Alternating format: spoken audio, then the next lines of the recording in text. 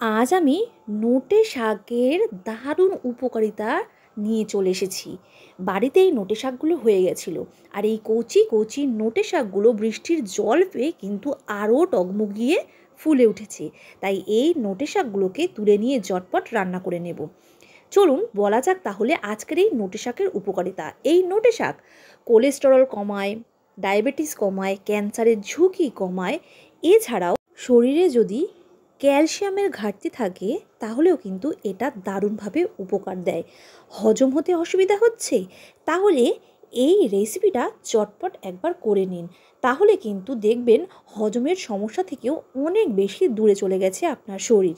শরীরকে তরতাজা রাখতে আর শরীরের অঙ্গ প্রত্যঙ্গগুলিকে সচল রাখতে অবশ্যই কিন্তু এই নোটে শাক পাতে রাখা অনেক বেশি জরুরি। কাঁচি দিয়ে কচাকচ কেটে নেওয়া হয়েছে।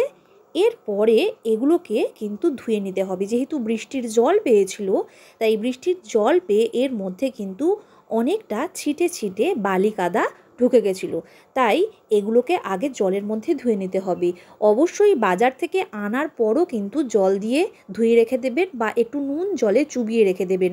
কারণ বাজারের শাকে কিন্তু অনেক বেশি পরিমাণে দেওয়া থাকে বিভিন্ন রকম খারাপ উপাদান বা বিষ। তাই সেখান থেকে মুক্তি পেতে অনেক আগেই এগুলোকে জলে চুবিয়ে রাখতে হবে, অথবা নুন জলে একটু চুবিয়ে রাখতে হবে। এরপরে শাকগুলোকে কেটে নেবার পালা। এই রকমভাবে ছোট ছোট করে কুচি করে নিতে হবে। দেখুন বন্ধুরা, যত ছোট কুচি করবেন এই শাকগুলো তত তাড়াতাড়ি সেদ্ধ হবে এবং গ্যাস খরচাও কিন্তু অনেক কম হবে। দেখুন এই রকমভাবে ছোট ছোট কুচি করে রেখে দিয়েছি। ধোয়া তো ছিলই, কিন্তু এইভাবে কেটে নিয়ে কিন্তু আবারও একবার ধুয়ে নিতে হবে। তাই হয়তো এটা সময় সাপেক্ষ মনে হতে পারে, কিন্তু ভালো করে সুন্দর করে খেতে গেলে আর শরীরকে বাইরের বিষাক্ত জিনিসগুলো থেকে মুক্ত রাখতে গেলে এইভাবে কিন্তু 2-4 বার ধুয়েই নিতে হবে। কড়াইতে সর্ষের তেল দিয়ে তাতে শুকনো লঙ্কা ফোড়ন দিয়েছি এবং দিয়েছি রসুন আর পেঁয়াজ। রসুনটা এখানে অবশ্যই ইউজ করবেন, কারণ রসুন দিলে গাঁটের ব্যথা বা শরীরের বিভিন্ন সমস্যাগুলো কিন্তু দূর হয়ে যায়। শাক ভাজার সময় যদি রসুন দেওয়া হয় তাহলে রসুনের গন্ধটা শাকের সাথে মিলেমিশে জাস্ট অসম্ভব সুন্দর একটা ফ্লেভার ক্রিয়েট করে। এরপরে এর মধ্যে দিয়ে দেব লবণ আর হলুদ।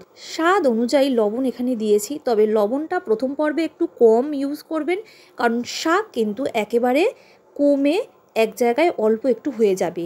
আমি এক বালতি শাক কাটার পরে পেয়েছিলাম, এবং রান্না করার পরে ঠিক কতটা হয়েছে সেটা কিন্তু আপনারা দেখেই বুঝতে পারবেন যে একেবারে একটুখানি হয়ে গেছে। তাই অল্প করে লবণ ব্যবহার করবেন, যদি প্রয়োজন হয় তাহলে পরে ব্যবহার করবেন। গ্যাসের ফ্লেমটা একটু লো করে আমি ঢাকা চাপা দিয়েছি যাতে সেদ্ধ হয়। অন্যদিকে আরেকটা ফ্রাইং প্যানে দিয়ে দিয়েছি পরিমাণ মতন সর্ষের তেল, লবণ আর হলুদ। এরপরে ধুয়ে রাখা চিংড়ি মাছগুলো আমি এর মধ্যে ছেড়ে দেব, এবং চিংড়ি মাছগুলো একটু ভাজা ভাজা করে ফ্রাইং প্যানটার মধ্যেই রেখে দেব। যতক্ষণ না পর্যন্ত শাকটা সেদ্ধ হয়ে যাচ্ছে বা ড্রাই হয়ে যাচ্ছে ততক্ষণ পর্যন্ত কিন্তু এই চিংড়ি মাছগুলো আমি এতে মেশাবো না।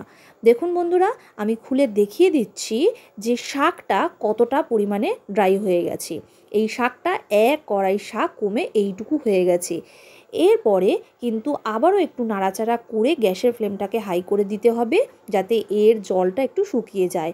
এবং এখানে দিয়েছি অল্প একটু চিনি, কারণ এই শাকটা কিন্তু অল্প একটু তিতকুটি ভাব হয়, সামান্য তিতকুটে। এরপরে এর মধ্যে দিয়ে দেওয়া হয়েছে চিংড়ি মাছগুলো। এই ভেজে রাখা চিংড়ি মাছগুলো দিয়ে খুব ভালো করে নাড়াচাড়া করে নিতে হবে, এবং দেখতে হবে যাতে এটা সম্পূর্ণরূপে ড্রাই হয়ে যায়।